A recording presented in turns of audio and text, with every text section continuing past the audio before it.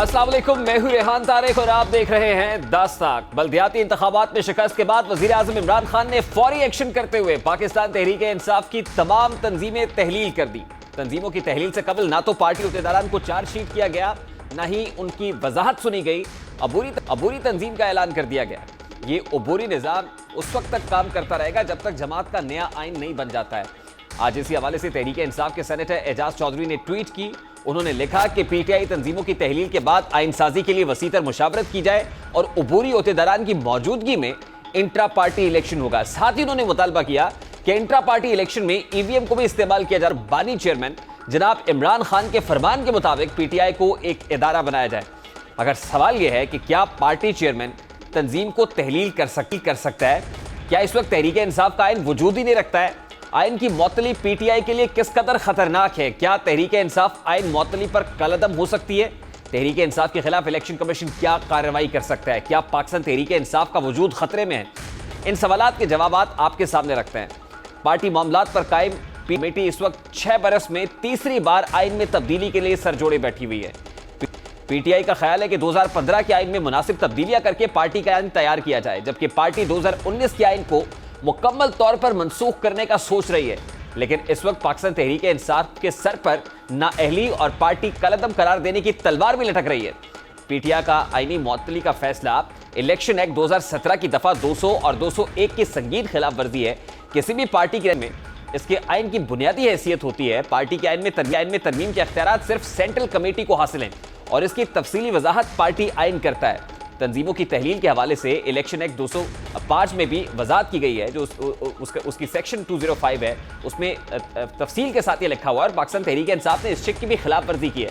Election act 2017 की दफा 205 की झेली शिक नंबर 2 के तहत पार्टी अहदेदारान को बरतरफ करने से पहले उनको बाकायदा चार्जशीट किया जाता है और उनका मौक़िफ़ सुना जाता है। मगर चेयरमैन तहरीक इंसाफ ने ऐसे बिल्कुल नहीं किया।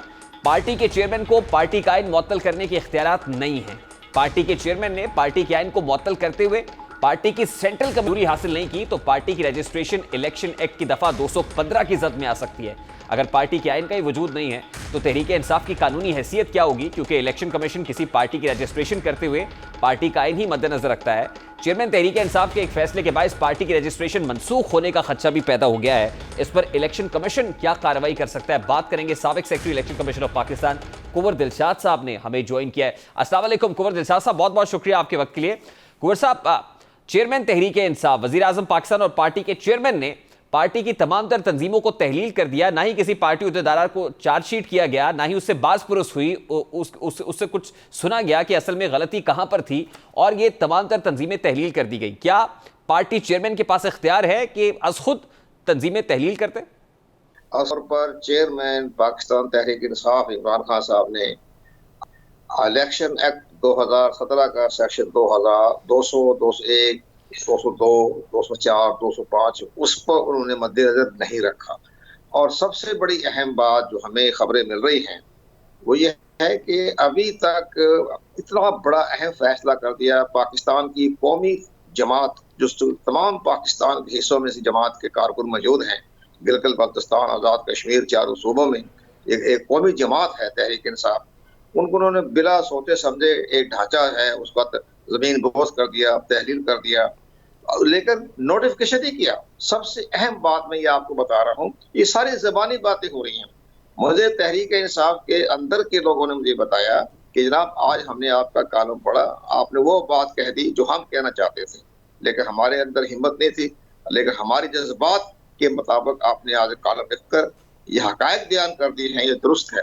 पूरे पाकिस्तान में ढांचा खत्म हो गया। आइंदा जो हो रहे हैं लोकल गवर्नमेंट के इलेक्शन, उसमें बड़ा गहरा असर पड़ेगा। जमात ही नहीं है, तमाम दफ्तरी खत्म हो गए हैं। और साथ साथ उन्होंने ये कहा कि जनाब नोटिफिकेशन नहीं हुआ है। ये एक मिनिस्टर ने आकर एक प्रेस कॉन्फ्रेंस कर दी और तमाम पाकिस्तान की कौमी जमात का ही ढांचा तब्दील खत्म कर दिया, जमीन बोस कर दिया। तो हमें तो हैरानगी ये है कि हम ओहदेदार हैं, बैठे हुए हैं, हमें तो कोई नोटिफिकेशन नहीं आया। इवन सैफुल्लाह नियाजी आया कि आप तो जो है वो खत्म हो गए हैं, आप पौधा खत्म कर दिया गया है, तहलील कर दिया गया है। और साथ उन्होंने ये भी कहा, हमें खबरें मिल रही हैं कि ये जो आईनी ढांचा, आइन जो है इसका तहरीक इंसाफ का, वो भी मुअत्तल हो चुका है। अब वो कह रहे हैं कि अगर कोई आदमी जब जाए इलेक्शन कमीशन पाकिस्तान में कि जब कोई नोटिफिकेशन हो, अब ये कोई इलेक्शन कमीशन पाकिस्तान में चला जाए कि जनाब ये गैर कानूनी कदम उठाया है तहरीक इंसाफ की चेयरमैन ने, तो कहेंगे नोटिफिकेशन ही कोई नहीं, ये तो तमाम ज़बानी बातें हैं। अच्छा साहब, ये बड़ी इंपॉर्टेंट बात आप कर रहे हैं कि एक तो पूरी की पूरी पार्टी की तमाम तर तंजीमें तहलील कर दी गई, फिर उसको नोटिफाई नहीं किया गया और उसके बाद ये कहा गया कि 21 मेंबरान पर मुश्तमिल एक पैनल बनाया गया है जो इस मामले को रिव्यू करेगा और चेयरमैन तहरीक इंसाफ को अपना प्रपोजल सबमिट करेगा, जिसके मुताबिक ये कहा जा रहा है कि 2015 का जो आइन है उसमें कुछ तरामीम की जाएंगी, 2019 वाला जो है उसको मनसूख कर दिया जाएगा। अब आप ये कह रहे हैं कि these are all the observations which are actually hanging in the air, जिनका कोई वजूद नहीं है, नोटिफिकेशन नहीं है, तो जो नए पार्टी उहदेदारान हैं उनके नाम भी सामने आ रहे हैं, जो पहले वाले हैं वो नल एंड वॉइड भी हो गए, तो ये सब कैसे हो रहा है? फिर ये हवा में हो रही है बातें। यही तो हम आपकी वसातत से कहना चाहते हैं कि जनाब तहरीक इंसाफ इसके बारे में बाकायदा वजाहत करें। इनके वर्कर, इनके अहदेदार, इनके आपस बेरर्स बहुत परेशान बैठे हुए हैं।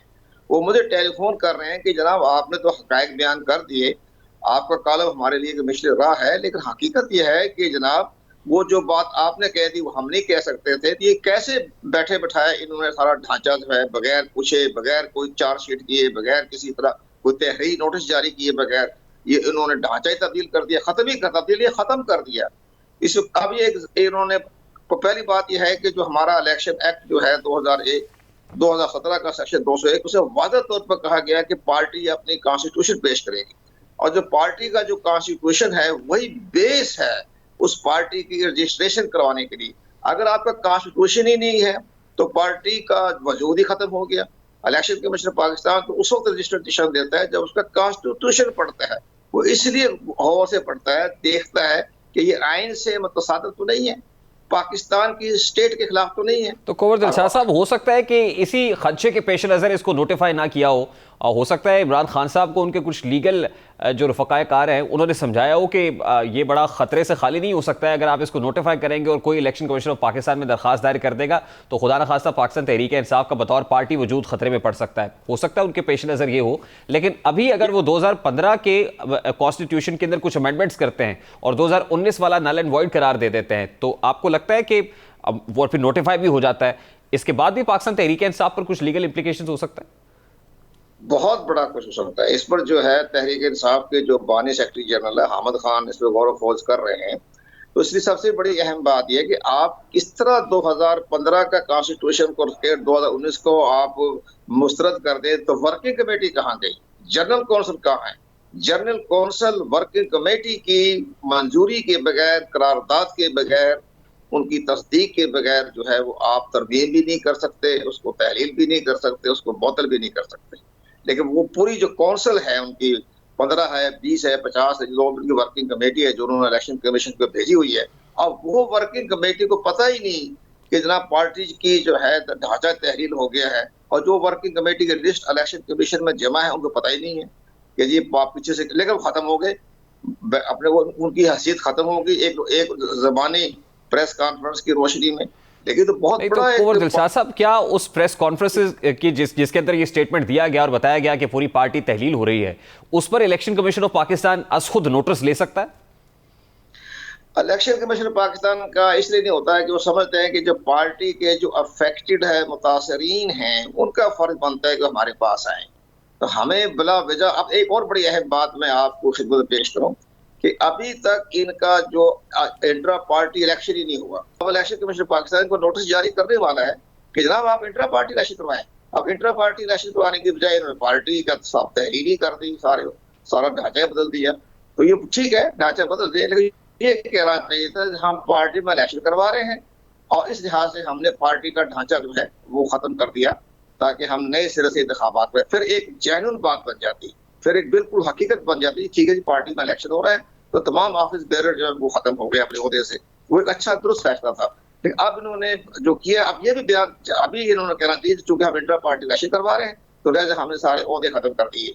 तो ये भी एक अच्छा खुशआइन कदम हो सकता है अगर इनके अक्ल दानिश में बात आ जाए। तो अगर ये अक्ल दानिश में ये बात नहीं है, तो कोई बड़ातर फैसला है, तो फिर इलेक्शन कमीशन पाकिस्तान में कोई चैलेंज कर देगा तो फिर इलेक्शन कमीशन पाकिस्तान पूरी इनकी वर्किंग कमेटी और बमा चेयरमैन इमरान खान को इलेक्शन कमीशन में बुला सकता है। बहुत बहुत शुक्रिया कोवर दिलशाद साहब, साबिक secretary election commission of Pakistan हमारे साथ मौजूद थे। पाकिस्तान तहरीक इंसाफ जहां पार्टी की तंजीमें 9 में मसरूफ है, आईनी बहरान के बायस पार्टी का वजूद खतरे में है। वहीं वजीर आजम इमरान खान ने पार्टी तर्जुमानों और वज़रा को नवाज शरीफ की डील और शरीफ खानदान की मुबैना करप्शन आशिकार करने का खुसूसी टास्क दे रखा है। साबिक वजीर आजम नवाज शरीफ की वतन वापसी पर वजीर आजम इमरान खान ने डील का तासुर दिया तो नून लीग ने भी पार्टी कायद की वापसी का इंदिया देकर एक नई बहस को फरोग दिया। लेकिन अब हुकूमत की जानिब से बयानिया दिया जा रहा है कि मुक्तदिर हल्के तो हुकूमत के साथ वाले से आज वफाकी वजीर दाखिला ने एक स्टेटमेंट दिया है। वो क्या कहते हैं, जरा उसकी एक झलक आपके सामने रखते हैं। पाकिस्तान की सेहत पे कोई फर्क नहीं पड़ रहा 24 घंटे, क्योंकि टीवी चलना होता है तो खबर तो चाहिए होती है। 1 महीने से वो फंसा हुआ है अंदर। कई मुझे घर वाले कहते हैं कि भाई ये क्या हो रहा है, भाई आना है तो आओ, मैं टिकट देता हूँ अपनी जेब से शेख होने के बावजूद। शेख ऐसा नुकसान का काम नहीं करते, 1 वे टिकट देता हूँ, आप बताएं किस दिन आना चाहते हैं, उस दिन का आपको वीजा और पासपोर्ट देता हूँ। इमरान खान अल्हम्दुलिल्लाह ढंके की चोट से 5 साल पूरे करेंगे और अगला इलेक्शन हम जोरदार लड़ेंगे इमरान खान के साथ मिलकर। हर पार्टी ये चाहती है एस्टेब्लिशमेंट उसके सर पे हाथ रखे। सबसे अच्छी बात एस्टेब्लिशमेंट की ये है कि वो मुंतखब हुकूमत के साथ है, और मुंतखब हुकूमत ने 2 पिछली दफा 5-5 साल लगाए हैं, कोर्ट के फैसले से वो गए हैं, और ये हुकूमत भी इंशाल्लाह 5 साल पूरा करेगी। अंदर से इनको जो इनके पेट में दर्द है, मैं अब इतना लाइव टीवी चैनल पे नहीं बता सकता। हुकूमत का दावा है कि मुक्तदिर हल्के उनके साथ है और नवाज शरीफ की वतन वापसी से उन्हें कोई फर्क नहीं पड़ता है, जबकि मुस्लिम लीग नून का मुतालबा है कि एस्टैब्लिशमेंट को किसी भी सियासी जमात की पुष्पनाई की बजाय अपना किरदार निभाना चाहिए। बात कर रहे थे शेख रशीद साहब कि जनाब हुकूमत वक्त पर हाथ है मखसूस कोई, तो मैं ये कहूँगा कि कमेटी समेत पूरी पाकिस्तानी कौम की ये ख्वाहिश है कि किसी पर भी हाथ नहीं होना चाहिए, बल्कि हाथ जो है आइन कानून के मुताबिक जहां होना चाहिए ये हाथ वहीं रहना चाहिए। ये हम सब की ख्वाहिश है। उधर नवाज शरीफ की लंदन से वापसी पर ना जवाज बनाकर वफाकी हुकूमत ने उनके जमानती शहबाज शरीफ के खिलाफ अदालत से रुजू करने का फैसला किया है। हुकूमत का मौक़िफ़ है कि शहबाज शरीफ ने नवाज शरीफ की वतन वापसी की जमानत दी थी, लिहाजा अब उनके वापस न आने पर शहबाज शरीफ के खिलाफ अदालत में जाया जाए। इसी मामले पर बात करेंगे। इस वक्त सीनियर एंकर पर्सन तजियाकार सना बुच्चा साहिबा ने हमें ज्वाइन किया है। अस्सलाम वालेकुम सना बुच्चा साहिबा, बहुत बहुत शुक्रिया आपके वक्त के लिए। आज वफाकी वज़ीर दाखिला शेख रशीद अहमद साहब ने एक स्टेटमेंट दिया। वो कहते हैं कि हर सियासी जमात ये चाहती है कि इस्टेब्लिशमेंट का उनके सर पर हाथ हो, तो ये बता देना चाहते हैं कि हुकूमत के सर पर इस वक्त इस्टेब्लिशमेंट का हाथ है। क्या वाकई इस बात में सदाकत है कि वो सफ़ा बरकरार है सना बुच्चा साहिबा? पता नहीं, ये एक पेज का तो तस्करा इतना सुना है कि मैं तो अब इससे बोर सी हो गई हूँ। आई थिंक कोई और चीज़ इनको बोलनी चाहिए। लेकिन मेरा ये ख्याल है कि देखिए, जाहिर है कि किसी की एमा पर तो हुकूमतें तब्दील होती हैं और किसी की एमा पर तो हुकूमतें आती हैं और जाती हैं, और ये ज़ाहिर है एक बहुत अरसे से एक प्रोजेक्ट इन प्रोग्रेस था पाकिस्तान तहरीक इंसाफ का।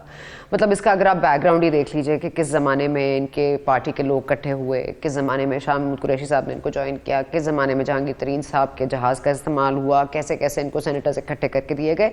तो तमाम तर चीज़ें मतलब बहुत वाज़े हैं। मतलब या तो मैं कोई देखें, मैं तज्जियाकार हूँ, मैं कोई फालतू निकालती नहीं हूँ, मैं तज्जिया कर सकती हूँ, और तज्जिया जाहिर है कि गिवन सर्कमस्टांसेस और गिवन फैक्ट्स पर किया जाता है। तो मैं जो फैक्ट्स देख रही हूँ उसी के ऊपर बात करूँगी, और जो फैक्ट्स हैं वो आपके सामने हैं। जो इनकी तकमील थी, जो इनकी तश्कील थी, वो तमाम तर चीज़ें आपके सामने हैं। तो ये कहना कि हाँ हम किसी की मर्जी से हैंड पावर, या जाहिर है कि वो किसी का हाथ उन पर है, तो इसमें कोई गलत बात तो नहीं है। मतलब आई डोंट नो कि ये दिस पॉइंट इन टाइम आपका एनालिसिस, आपका तज्जिया क्या कहता है? क्या इमरान खान साहब और उनकी हुकूमत तन्हा है इस वक्त, या उनको तमाम तर कुव्वतों की सपोर्ट हासिल है?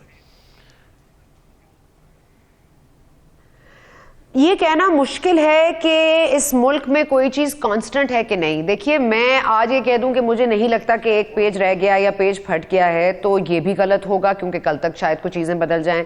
देखिए, मसला सिर्फ ये है कि हम कुछ क्रॉस रोड्स पर आ गए हैं। हमारी फॉरेन पॉलिसी हो, इकोनॉमिक पॉलिसी हो, हमारी मईशत, मुआशियत, हमारा इवन एग्रीकल्चर जिसके ऊपर हम बड़ा अपना वो कह रहे थे कि जी ज़राअत में तो हम बड़े आगे हो गए हैं, तो इन सब सारी चीज़ों का पोल खुल गया है। व्हाट डू यू थिंक कि इस मेस के अंदर इस जो फस क्रिएटेड है पाकिस्तान तहरीक इंसाफ हुकूमत का, कंक्रीट फिक्स कौन प्रोवाइड कर सकता है? कौन इन तमाम तर इश्यूज को रेक्टिफाई करने की पोजीशन में इस वक्त है? या ऑल्टरनेटिव, अगर मैं सादा अल्फाज में कहूं तो कौन हो सकता है? ऑल्टरनेटिव इस वक्त नवाज शरीफ के अलावा हो नहीं सकता। इस मुल्क ने तीसरा अल्टरनेटिव बनाने की कोशिश की कि हमें मौरूसी सियासत निजात मिल जाए। आज आपका नतीजा आपके सामने है, खान साहब आपके सामने है, खान साहब की हुकूमत आपके सामने है। क्या ही अच्छा होता अगर ये तजुर्बा अच्छा हो जाता, क्या ही अच्छा होता अगर ये परफॉर्म कर जाते। तो फिर हम कहते हैं जी बंदा भी ईमानदार है और टीम भी बहुत अच्छी है। नवाज शरीफ साहब, ये बात आपकी दुरुस्त है कि 3 बार वजीर आजम रहे हैं, उनको बेहतर तौर पर इन तमाम तर इशूज को जानते हैं, निकल भी सकते हैं।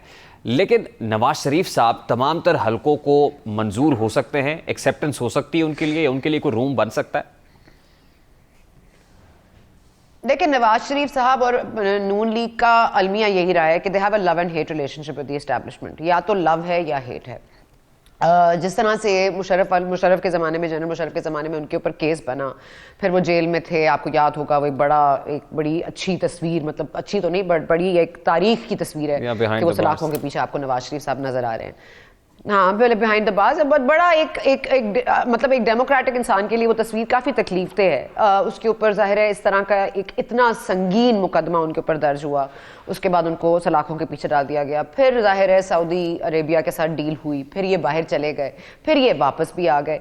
तो देखिए, कहीं ना कहीं आई थिंक इमरान खान, नवाज शरीफ साहब भी हैज़न फॉरगॉटन, ठीक है। और जाहिर है कि वो कहीं ना कहीं कोशिश करते हैं कि तमाम तर एरियाज जो कि मतलब कहा जाता है कि डेमोक्रेटिक हुकूमत के अंडर नहीं होते, उन्होंने उनको लेने की कोशिश की है।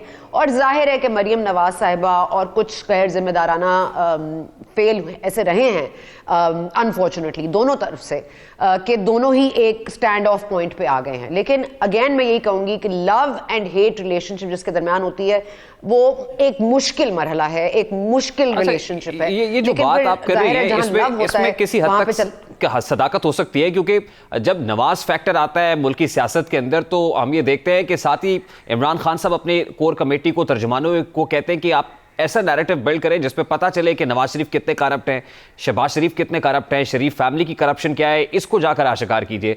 तो अभी भी इतलात ये है कि शहबाज शरीफ साहब क्योंकि नवाज शरीफ के जामिन है तो उनके खिलाफ हुकूमत ने अदालत से रुजू करने का फैसला कर लिया है। तो आपको लग रहा है कि वाकई ये नवाज फैक्टर इतना हावी और नवाज शरीफ साहब की वतन वापसी से मुतालिक राहें हमवार की जा रही हैं कि हुकूमत फिर शहबाज शरीफ के पीछे पड़ गई? देखिए, शहबाज शरीफ साहब उनके गारंटर हैं, ठीक है। देखिए, पहले तो ये बता दीजिए कि नवाज शरीफ साहब की प्लेटलेट्स लो थी या नहीं थी, क्या वो मेडिकली सिक थे या नहीं थे, क्या उनका बाहर जाना एक मेडिकल रेमेडी था, क्या मेडिकल प्रोसीजर था, और अगर ये मेडिकल प्रोसीजर था तो इसमें इंसानी हमदर्दी पाकिस्तान तहरीक इंसाफ की नहीं थी और ये एक्टिंग उनकी नहीं थी। लेकिन यहां नवाज शरीफ साहब जहाज पे चढ़े नहीं तो उनकी छलांगे लग रही हैं, उन्होंने कोट क्यों पहन लिया, उन्होंने स्कार्फ क्यों पहन लिया, वो पहुंच गए, वो तो छलांगे मारते हुए चढ़ गए सीढ़ी पे, अब वो पाप पहुंचे नहीं है, अभी कॉफी शॉप की तस्वीरें आई नहीं है, अभी पता नहीं चला कि वो जाके इलाज कराएंगे नहीं करेंगे। यहाँ पे नैरेटिव बिल्ड हो गया कि जी वो तो भले चंगे हो गए, वो तो जैसे ही जहाज पे चढ़े वो भले हो गए, वो चंगे हो गए, वो तो बिल्कुल परफेक्ट हो गए, उनकी तो प्लेटलेट्स भी ठीक हो गई। तो ये नैरेटिव का पहले आप इस बात का सच्चाई बता दीजिए कि नवाज शरीफ बाहर गए क्यों थे। अगर तो ये मेडिकल रीजन था तो मेडिकल रीजन शुड स्टैंड। बिल्कुल ठीक है, ये बिलियन डॉलर बीमारी नहीं थे इस वक्त मुल्क की सियासी सूरत हाल को देखते हुए बिल्कुल ये बिलियन डॉलर क्वेश्चन है और ये इस तरह के बहुत सारे सवाल उठेंगे। अगर जस्टिस करना है किसी के ऊपर केस, मैं ये कह रही हूं कि अगर कोई आप केस करते हैं ना, प्रॉब्लम ये है Rehan, very quickly I just want to explain this to you because again logical reason है कि आप किसी के ऊपर उंगली उठाएंगे तो 4 आपकी तरफ पॉइंट आउट होंगी ना। अगर आप आज शहबाज शरीफ को एज गारंटर रोकते हैं, उनके ऊपर करप्शन के चार्ज करते हैं, करप्शन के चार्जेस आप कोई 10 साल पुराने ले आते हैं वो अलग बात है, जो आपने नैब के साथ किया है, जो नैब को आपने यूज करके उनके ऊपर करप्शन के चार्जेस जो उनकी एग्जिस्टिंग है या सो अलेजेड है, जो भी है, आपने इसकी कार्रवाई की है।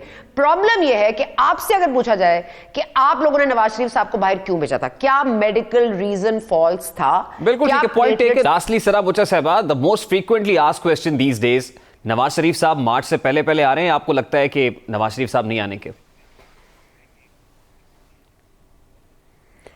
मेरा ख्याल है बिल्ली थैले से बाहर आ गई है। वो कहानी थी ना, शेर आया और एक दिन शेर आ जाता है। तो मेरा ख्याल है कि बहुत देर से अगर आप, मैं तो सिर्फ इस पे महजूज होती हूँ कि रोज़ जो इनके तर्जुमानों की फ़ौज है और ये जो फवाद चौधरी साहब हैं, शेख रशीद साहब हैं, पाकिस्तान तहरीक इंसाफ की, रोज़ ये अपना गियर तब्दील कर लेते हैं। वो कल को कह रहे थे वो आ नहीं सकते, फिर कह रहे थे कि मैं उनको टिकट के पैसे दे दूंगा, फिर कह रहे थे कि जी उनका हाथ उठा नहीं है, अब वो कह रहे हैं मैं उनको वापस ले आऊँगा और हुकूमत उनको वापस लाएगी। प्रॉब्लम यह है कि आप खुद ही इल्ज़ाम लगा लीजिए कि कल तक जो नहीं आ सकते थे आज उनको ये खुद ला रहे हैं। तो इनको पता है कि कर तो सकते कुछ नहीं है और उन्हें आना तो है, तो कम से कम क्रेडिट ही ले लें। बहुत बहुत शुक्रिया सना बोचा साहब हमारे साथ मौजूद थी। नवाज शरीफ पता नहीं वापस आएंगे नहीं आएंगे, हम वापस आएंगे इस ब्रेक के बाद और बात करेंगे कि कौमी सलामती पॉलिसी की मंजूरी किसने दी है। ब्रेक के बाद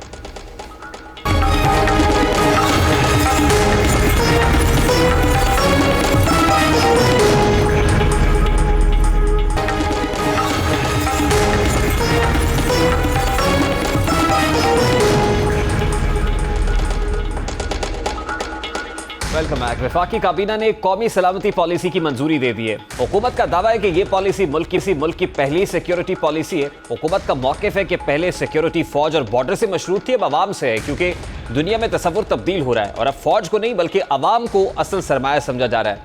हुकूमती रहनुमाओं का दावा है कि मुल्क की पहली कौमी सलामती पॉलिसी अंदरूनी सलामती के उमूर और खतरात से मौसर अंदाज में निपटने में मददगार साबित होगी। इस हवाले से नेशनल सिक्योरिटी एडवाइजर मोहित यूसुफ साहब क्या कहते हैं वो आपके सामने रखते हैं। पाकिस्तान फोकस कर रहा है जियो इकोनॉमिक्स पे। इसका क्या मतलब है? हमारी सारी विजन और डायरेक्शन अब 3 चीज़ों पे मुनहसर है।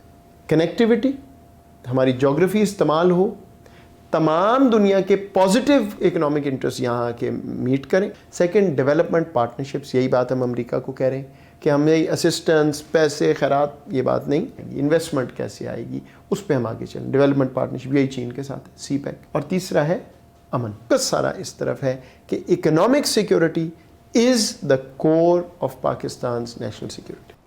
हुकूमत कौमी सलामती पॉलिसी को अपनी कामयाबी करार दे रही है, नेशनल सिक्योरिटी की कोर करार दे रही है, मगर ऑपोजिशन की जानिब से इस पॉलिसी पर सवालात हैं।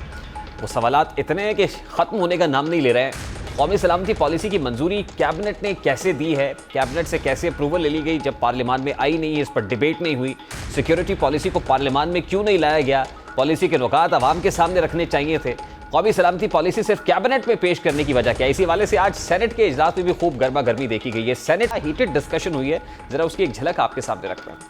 ये पॉलिसी ले क्यों नहीं गई? पहले तो यहाँ लेकी जानी चाहिए थी ड्राफ्ट, फिर पार्लियामान से इनपुट लेते। वहाँ पर वर्दी वाले नहीं थे, इस वजह से वो वहाँ नहीं आए। नेशनल सिक्योरिटी ब्रीफिंग में जहाँ वर्दी वाले आते हैं वहाँ पर तो भागे चले आते हैं, मगर जब पार्लियामान की कमेटी में वो पेश किया जाता है तो ये कहते हैं हम आते नहीं है। ये जो बात जमहूरियत की करते हैं, ये भागते पीछे वर्दी के हैं। कौन सी नेशनल सिक्योरिटी पॉलिसी है जो इकोनॉमिकली सेंटर्ड है? Tell us. IMF उसको चलाएगा। Thank you. सॉरी, कल मिनी बजट पास होगा जिसमें पाकिस्तान के रियासती इदारे इंटरनेशनल साम्राज्य को जवाबदेह होंगे।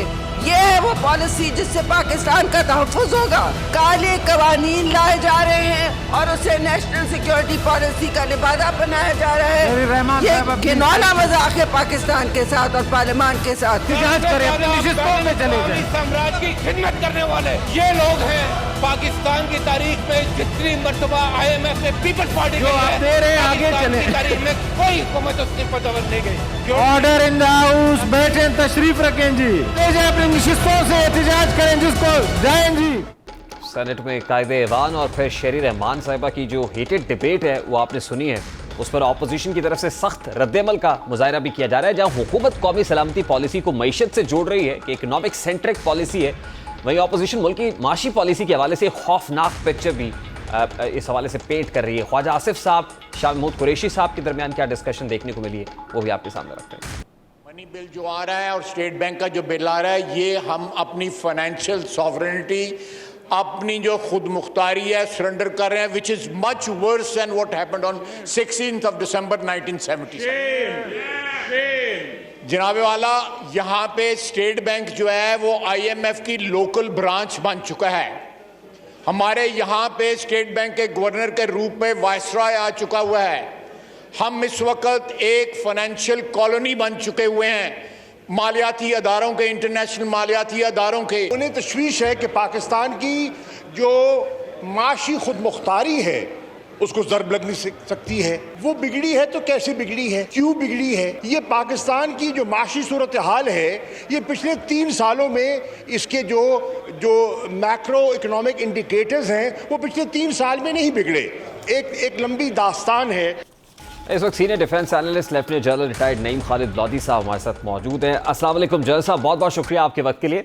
जनरल साहब, आपको नहीं लगता कि things would have been different अगर ये कंसेंसस डॉक्यूमेंट होता, कौमी सलामती पॉलिसी पाकिस्तान की पहली नेशनल सिक्योरिटी पॉलिसी बनने जा रही थी, उस पर ऑपोजिशन से भी मुशावरत की जाती, पार्लियामान में इसको लाया जाता, इससे पेशतर के कैबिनेट अप्रूवल दे देती। आपको लगता नहीं है कि ऑपोजिशन की तनकीद जो है वो जस्टिफाइड है, वो जो मजामत कर रहे हैं? बात ये मेरे भाई ये पॉलिसी तो शुरू हुई थी, इसका ड्राफ्ट बनना शुरू हुआ 2014 में कहीं, और मेरे ख्याल सरताज अजीज साहब का इसमें इनपुट है, इसमें जनरल नासिर जंजुआ का इनपुट है, इसमें मेरा इनपुट है जब मैं थोड़ी देर के लिए इंटरम सेटअप में मौजूद था, बल्कि मैंने इसको कंप्लीट कर दिया था और इसमें तमाम स्टेक होल्डर का इनपुट ले लिया था। और मेरे ख्याल वही पॉलिसी है, क्योंकि मोईद यूसुफ साहब को जाके मैं मिला था और मैंने उनको ये रिक्वेस्ट की थी कि ये पॉलिसी ड्राफ्ट पड़ा हुआ है आपके पास, आप इसको आगे बढ़ाएं, तो उन्होंने आगे बढ़ाया। इसमें कोई शक नहीं कि सेरा तो इसी गवर्नमेंट के साथ जाता है। जैसा the policy is yet to get unfold, ये तो जब सामने आएगी, रिवील होगी, अनवेल होगी, तो बहुत सारी चीजें सामने आ जाएंगी। लेकिन आपको नहीं लगता, जैसे आप कह रहे हैं कि ये 2013-14 से मामला चल रहे हैं, सरताज अजीज साहब की इनपुट भी इसके अंदर थी, लेकिन कंटेम्पररी चैलेंज जो है उसके मुताबिक अब हो सकता है डॉक्यूमेंट में कुछ चेंजेस भी हों, क्योंकि चीजें मुख्तलिफ हो रही है। चेंजेस तो डेफिनेटली होंगी चेंजेस, क्योंकि काफी, लेकिन जो इसमें मेन रोड मैप है ना, क्योंकि ये पॉलिसी ऐसी नहीं है कि जिसके ऊपर अमल दरामद इस तरीके से होना, इसके नीचे दूसरी पॉलिसीज बनेंगी। फॉर एग्जांपल फॉरेन पॉलिसी, इसके बाद इसी लाइन पर बनेगी डिफेंस पॉलिसी होगी, फाइनेंस पॉलिसी होगी, हाँ इकोनॉमिक पॉलिसी होगी, और इनके बहस होती है जब ये आती हैं उसमें पार्लियामेंट में, होनी चाहिए।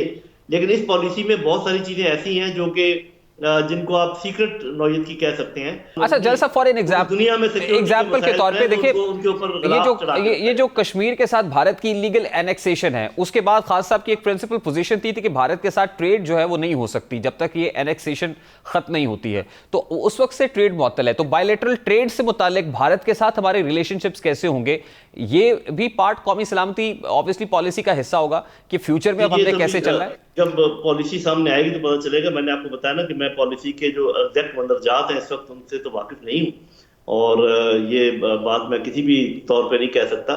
लेकिन मुझे एक चीज का अंदेशा जरूर है, वो मैं आपसे शेयर कर देता हूँ, क्योंकि बार बार हद से ज्यादा जोर दिया जा रहा है कि जी अब हमारा जोर जो है वो जियो इकोनॉमिक्स पर होगा। तो ये मुझे थोड़ा सा माथा ठनकता है हर एक का कि इसका क्या मतलब है। कि हमेशा हमें पता है कि जियो इकोनॉमिक्स तो हमेशा से सबसे आगे होती है, जब से इंसान ने होश संभाला है वो इकोनॉमी के पीछे ही पड़ा हुआ है, अपने वसाइल के पीछे ही पड़ा हुआ है। तो ये कौन सी कोई नई मंतक आ गई है कि पहली दफा कोई जियो इकोनॉमिक्स की तरफ हमारी तवज्जो हो रही है।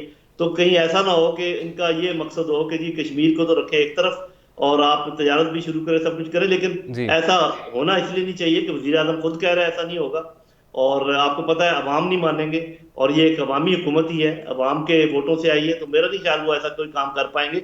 लेकिन हद से ज्यादा जोर देना जियो इकोनॉमिक्स के ऊपर और ये समझना कि जियो पॉलिटिक्स और जियो स्ट्रेटेजी का कोई रोल नहीं है मुल्कों के चलाने में, ये मेरा ख्याल कोई ज्यादा साहिब बात नहीं। और जनरल साहब जो आपका खदशा है, खुदा ना खास्ता अगर इससे बरक्स होती है कोई बात, मतलब जैसे इमरान खान साहब कहते हैं, अगर उसके बरक्स जो है वो यहाँ पर होता है तो उसके बाद शोर होगा तो उठेगा, वो पार्लियामान के फ्लोर पर उठे या कल को हुकूमत बदल जाती है तो ऑब्वियसली ये सब बातें फ्यूचर में ऑब्जेक्शनेबल या इसके ऊपर क्वेश्चंस तो रेज होंगे फिर जनरल साहब।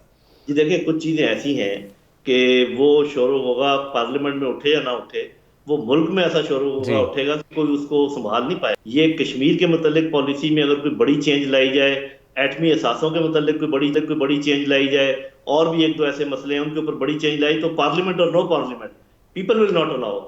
अच्छा जैसा ये स्टेट बैंक की खुद मुख्तारी से मुतालिक बहुत सारे सवालात हो रहे हैं, क्योंकि ये कहा जा रहा है कि हमारी इकोनॉमी सेंट्रिक होगी ये पॉलिसी, तो ऑब्वियसली मईशत का एक बड़ा प्रोमिनेंट इसके अंदर रोल है। तो स्टेट बैंक की खुद मुख्तारी के ऊपर बहुत सारे आज बातें हुई हैं अपर हाउस के अंदर भी, और बहुत दिन से हो रही हैं, इसको किस तरह से देखते हैं आप? आज मैं असल में मईशतदान हूँ नहीं, और मैं नहीं समझता कि ये क्या इसके मंदरजात और क्या इसमें मुज़म्मरात हैं, लेकिन मेरी समझ में ये बात आती है कि शायद वो फिस्कल पॉलिसी और मॉनेटरी पॉलिसी को अलग अलग करना चाह रहे। मॉनेटरी पॉलिसी जो मतलब वो तो सेंट्रल बैंक साइड की और फिस्कल पॉलिसी, लेकिन असल बात देखने की ये है कि क्या हम जैसे मुल्कों में, जो बाकी मुल्कों में क्या सूरत हाल है, क्या वहाँ के जो स्टेट बैंक हैं इस तरीके से आज़ाद हो सकते हैं?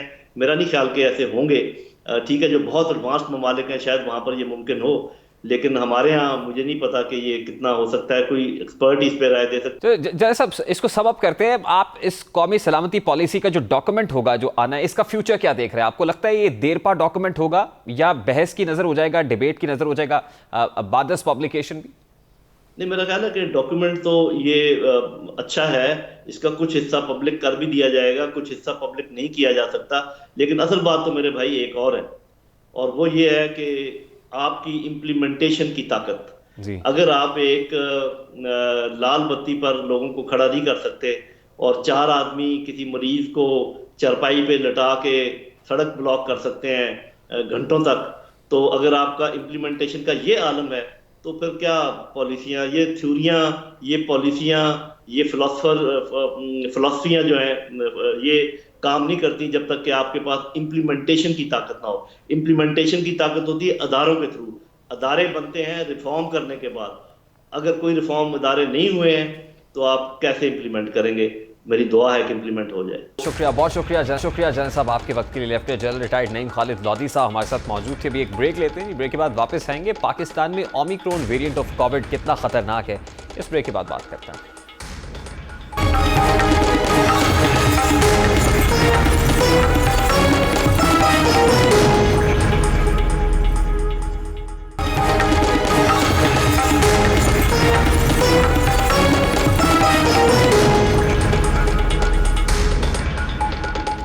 Welcome back. मुल्क में कोरोना का ओमिक्रॉन वेरिएंट तेजी से फैल रहा है और इसके बारे में कहा जा रहा है कि डेल्टा वेरिएंट से 5 गुना ज्यादा शदीद है। यानी इसको मल्टीप्लाई कर लिया जाए अगर 5 से, तो आप इसकी इंटेंसिटी का अंदाजा लगा सकते हैं कितना सीवियर हो सकता है और आने वाले दिनों में क्या सूरत बनती हुई दिखाई दे रही है। इस वक्त वजीर आजम की टास्क फोर्स बराए साइंस एंड टेक्नोलॉजी के chairperson professor doctor Ataur Rahman sahab ने हमें ज्वाइन किया, उनसे बात करते हैं। अस्सलाम वालेकुम डॉक्टर साहब, बहुत बहुत शुक्रिया आपके वक्त के लिए। डॉक्टर साहब, आपने इंकिशाफ किया कि हजारों की तादाद में ओमिक्रॉन वेरिएंट के केसेस मौजूद हैं और अगले 2 रोज के अंदर जो है ये 3 गुना हो सकते हैं। On what grounds are you saying this? क्योंकि अभी मुल्क में हालात उतने गैर मामूली दिखाई तो दे नहीं रहे हैं। अभी ना तो स्मार्ट लॉकडाउन है या लॉकडाउन का कोई कॉन्सेप्ट है मुल्क में।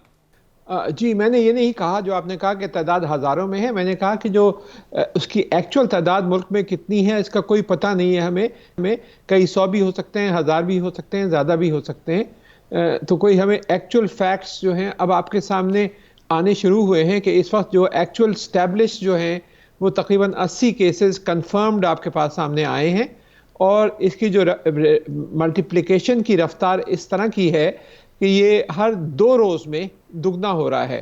तो अगर ऑफिशियल फिगर लें, अगर आज 80 हैं तो कल 160 और फिर इसके बाद 400 और फिर 800, इस तरीके से हर 2 रोज़ बाद ये दुगना होता जा रहा है। तो अगर ऑफिशियल फिगर भी लें तो बहुत जल्द ये हज़ारों में पहुंच सकता है। अनऑफिशियली कितने हैं कुछ पता नहीं है, क्योंकि ये काफ़ी हद तक हो सकता है फैल चुका हो और हमें कोई पता नहीं है कि एक्चुअल फिगर्स क्या हैं। ठीक है, ऑलराइट डॉक्टर साहब, आप ये कह रहे हैं कि बड़ी तेज़ी से डबल हो रहे हैं। इसकी सिविरिटी डेल्टा वेरिएंट से ज़्यादा है, ज़्यादा अटैक करता है, ज़्यादा मोहलिक है, या आपको लगता है कि उतना ही सिवियर है या उससे कम सिविरिटी है इसकी? 2 अलग अलग चीज़ें होते हैं। एक है एस्पेक्ट होता है कितनी रफ्तार से फैल रहा है। तो डेल्टा के मुकाबले में ये तकरीबन 5 गुना ज़्यादा तेज़ी से फैल रहा है। ठीक। लेकिन जो बीमारी की जो सेवेरिटी है, जो लोग बीमार हो रहे हैं और जिनको सीरियस हॉस्पिटलाइजेशन की ज़रूरत पड़ रही है, वो डेल्टा के मुकाबले में कम है।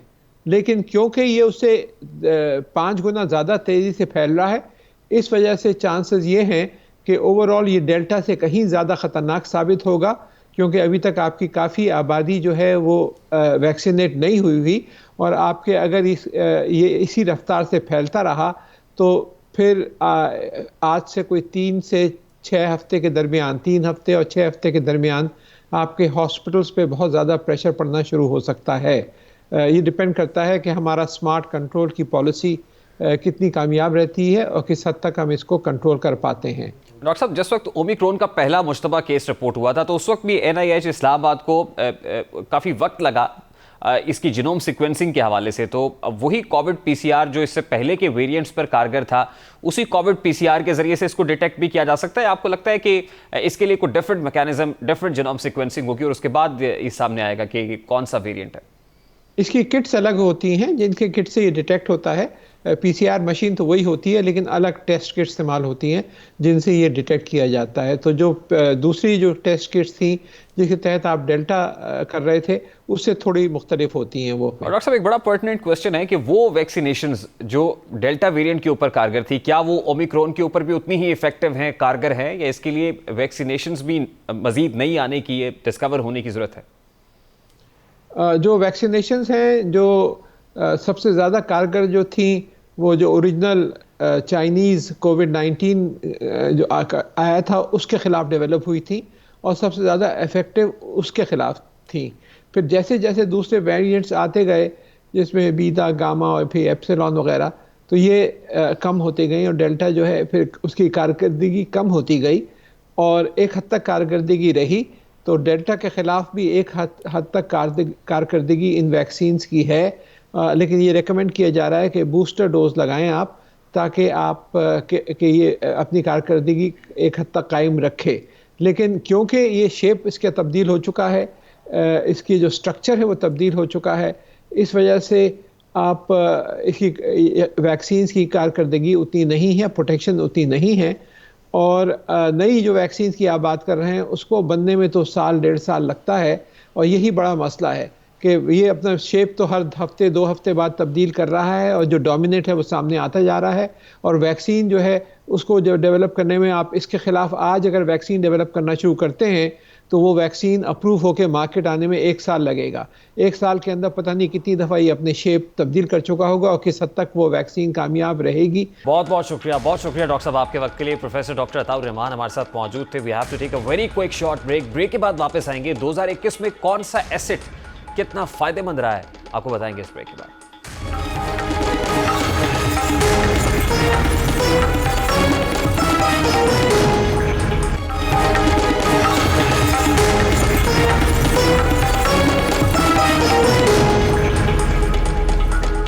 Welcome back. मुल्क की तरक्की, आम आदमी की खुशहाली और घबराना नहीं है कि तसल्ली और वादों के बीच साल 2021 अपने इख्तिताम की जानिब बढ़ रहा है। ये बरस कोविड लॉकडाउन के खात्मे के बाद दुनिया के लिए 2020 से कई दर्जे बेहतर रहा, मगर इस बरस भी पाकिस्तानियों के लिए कोई अच्छी खबर नहीं आई। ताहम मुख्तलिफ शोबों में सरमायाकारी करने वाले पाकिस्तानियों को तो इस बरस चांदी रही है।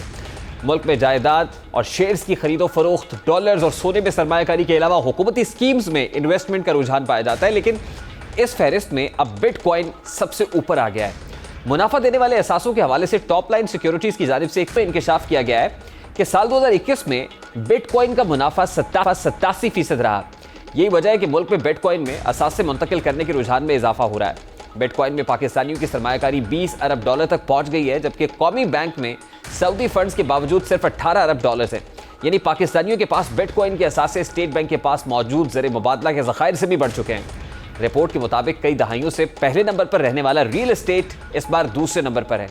रियल एस्टेट सेक्टर का सालाना मुनाफा 23% रहा, यानी जिस प्लॉट की कीमत 1 करोड़ रुपए थी अब वो 1 करोड़ 23 लाख रुपए तक पहुंच चुकी है। रिपोर्ट के मुताबिक बैरून मुल्क मुकीम पाकिस्तानियों के लिए मुतारिफ करदा रोशन डिजिटल अकाउंट्स के जरिए नया पाकिस्तान सर्टिफिकेट्स, उनमें डॉलर्स का मुनाफा 18% और पाकिस्तानी रुपए में सर्टिफिकेट्स का मुनाफा 11% रहा है। इसी तरह जिन लोगों के असासे डॉलर्स में थे उनकी दौलत में पाकिस्तानी रुपए की कदर 11% इजाफा हुआ और जिनके असासे सोने की शक्ल में थे उन्हें 10% फायदा हुआ है। तहकीक में यह भी बताया गया है कि ट्रेजरी बिल्स में सरमाया रखने वाले पाकिस्तानियों को 8% और शेयर होल्डर्स को सिर्फ 1% मुनाफा हासिल हुआ है। लेकिन पाकिस्तान में सब अच्छा नहीं हुआ, बल्कि मुल्क में इस बरस भी महंगाई में बेतहाशा इजाफा हुआ है, जिसने अवाम की कमर तोड़ कर रख दी। अब जब हम 2022 की जानिब बढ़ रहे हैं तो उम्मीद करते हैं कि सूरत हाल 2021 से कदरे बेहतर रहेगी, लेकिन क्या होता है यकीन ये तो वक्त ही बताएगा। प्रोग्राम का वक्त अपने इख्तिताम को पहुंचाएगी। आपसे मुलाकात होगी इंशाल्लाह कल। अपना रखिएगा ख्याल। अल्लाह हाफ़िज़।